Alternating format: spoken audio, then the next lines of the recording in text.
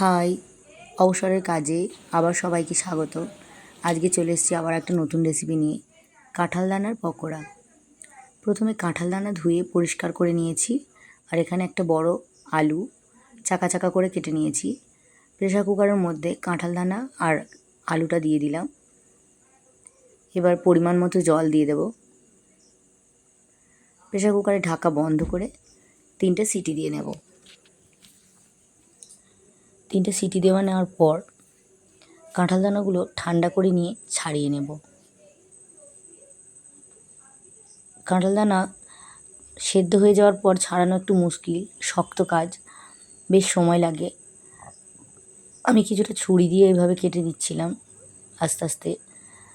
আর আপনারা যদি চান তাহলে কোনো ভারী কিছু দিয়ে এটাকে একটু থেঁতো করে খোসাটা ছাড়িয়ে নিতে পারেন।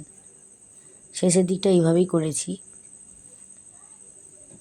একটু সময় সাপেক্ষ, বিরক্তিকর লাগবে, কিন্তু বানানো খাবারটা কিন্তু খুব ভালোই খেতে। এভাবে সব কাঁঠাল দানার খোসাগুলোকে ছাড়িয়ে নিচ্ছি। আমি অনেকগুলো খোসা ছাড়িয়ে দেখিয়ে দিলাম, আপনারা আপনাদের নিজেদের পছন্দ মতো খোসাটা ছাড়িয়ে নেবেন। এবার মিক্সারে দিয়ে ব্লেন্ড করে নিলাম। একদম ঝুরঝুরে এরকম হয়েছে, কোনো জল নেই এর মধ্যে। একটা বাটিতে ঢেলে নিলাম।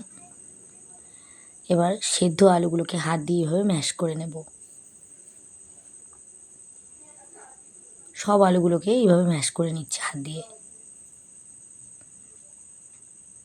এবার এর মধ্যে দিয়ে দেবো পরিমাণ মতো লবণ, হলুদ গুঁড়ো, লঙ্কার গুঁড়ো, ধনে পাতা কুচি, কাঁচা লঙ্কা কুচি, 2 চামচ পরিমাণে বেসন, কর্নফ্লাওয়ার, জিরে গুঁড়ো, ধনে গুঁড়ো। এবার হাত দিয়ে খুব ভালো করে মেখে নেব। যেহেতু এর মধ্যে সেদ্ধ আলু দেওয়া আছে, সেহেতু বাইরে থেকে এক্সট্রা জল অ্যাড করতে হবে না। আলু সেদ্ধ জলের মধ্যেই এটা মাখা হয়ে যাবে। একটু ভালো করে মেখে নিতে হবে। 10 মিনিট মতো ঢেকে রেখে দিয়েছিলাম। 10 মিনিট পর ঢাকা খুলে অল্প একটু সাদা তেল ছড়িয়ে দেব। তেল দিলে বলগুলো ভালোভাবে তৈরি করতে পারবো। এবার হাত দিয়ে গোল গোল করে সব বলগুলো বানিয়ে নেব। আমরা অনেকেই জানি কাঁঠাল দানা একটু উপকারী খাবার, কিন্তু অনেকে আবার পছন্দ করে না। আমার তো বেশ এই রান্নাটা খুব ভালো লাগে, তাই আপনাদের সঙ্গে শেয়ার করলাম। আপনারাও বাড়িতে বানিয়ে আমাকে কমেন্টে জানাবেন কেমন লাগলো ব্যাপারটা। অল্প অল্প করে নিয়ে এভাবে বলগুলো তৈরি করে নিলাম। এবার কড়াইতে তেলটা গরম করে নিলাম একদম হাই ফ্লেমে। এবার বলগুলো তেলের মধ্যে দিয়ে দেব। গ্যাসের ফ্লেমটা মিডিয়ামে দিয়ে দেব।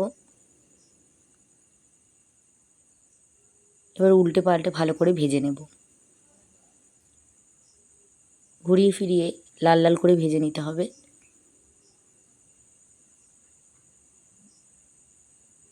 এই যে কালার এসে গেছে, এরকম লাল লাল কালার হয়ে গেলে তুলে নেব।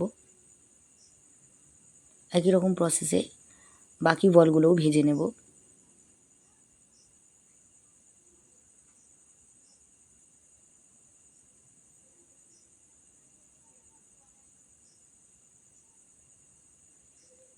একই রকমভাবে উল্টে পাল্টে দু পিঠটা ভালো করে ভেজে নেব।